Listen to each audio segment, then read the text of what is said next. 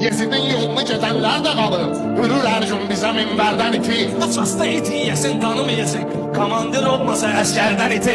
Qara qartal xızı qartalmaz olur. Hansı qartaldır ki kafərdən iti? Varlının pişiyi kilonla əti.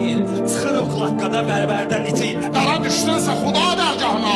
Neçə tarz ikli peyğəmbərdən iti. Gəldiyib yer üzünə bir pəncər. Pəncəri həzrəti Heydərdən iti. Sən ələskər sazının kayfına bax. Tullanır ritminə əntərdən iti. Kafəri xoşlamır Allah Taala. Mollanın yaxşıdır kafərdən iti. O qədər olmayıb istedadın. Yanasan ustadın Azərdən iti. Yaşaqdan görməmişəm xeyir hələ. Amma bəttandan iti, şərdən iti. Nərə şok kim şər atır vətdan atır. O dildən qısa peysərdən iti.